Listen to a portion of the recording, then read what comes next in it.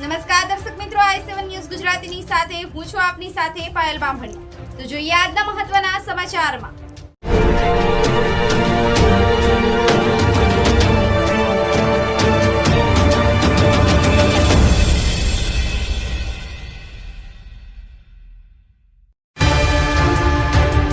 શ્રી જ્યોતિ વિદ્યાલય ખેડબ્રહ્મા ઉચ્ચતર માધ્યમિક વિભાગમાં સંપૂર્ણ લોકશાહી ઢબે બાળકોની ચૂંટણી અંગે માર્ગદર્શન મળે તે માટે ઈવીએમ મશીન બનાવી ચૂંટણી પ્રક્રિયા હાથ ધરવામાં આવી, જેમાં ધોરણ 6 થી 8ના બાળકોએ ભાગ લીધો તો સાથે તમામ સ્ટાફ પણ આ ચૂંટણી પ્રક્રિયામાં જોડાયો।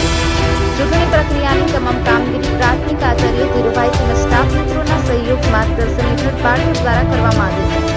આ ચૂંટણી પ્રક્રિયા માટે મતદાન મથકની રૂબરૂ મુલાકાત શ્રી જ્યોતિ વિદ્યાલય આચાર્ય સુરેશભાઈ પટેલ સાહેબ, નરેશભાઈ પટેલ સાહેબ, સાયન્સ વિભાગમાંથી રાજેન્દ્રસિંહ દેવડા સાહેબ, મામલતદાર કચેરીથી ધવલસિંહજી બાબુ સાહેબ, બાળ રોગ નિષ્ણાત ડોક્ટર શૈલેષભાઈ પટેલ સાહેબ તેમજ તમામ સ્ટાફ મિત્રોએ પણ મતદાન પ્રક્રિયામાં ભાગ લીધો। આચાર્ય સુરેશભાઈ પટેલ સાહેબે મતદાન મથકની ચૂંટણી પ્રક્રિયા જોઈ લોકશાહી ચૂંટણી યોજી બાળકોને પ્રેક્ટિકલી જ્ઞાન આપવા બદલ સ્ટાફ મિત્રોને તેમજ બાળકોને અભિનંદન પાઠવ્યા હતા।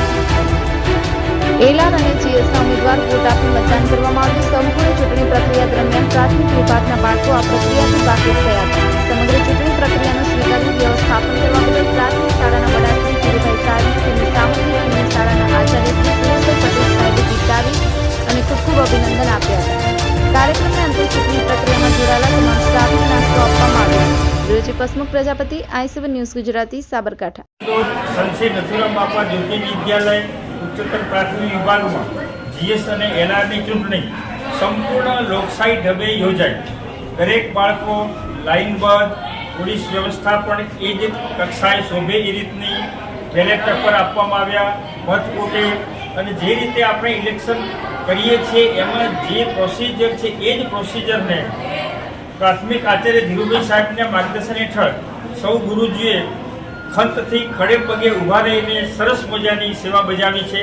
અમો પણ રાજેન્દ્રસિંહજી, નરેશભાઈ અને સમગ્ર સ્ટાફે પણ આજરોજ આ પોલિંગ મથક બૂથની અમે મુલાકાત લીધી છે અને ખૂબ આનંદ થયો છે।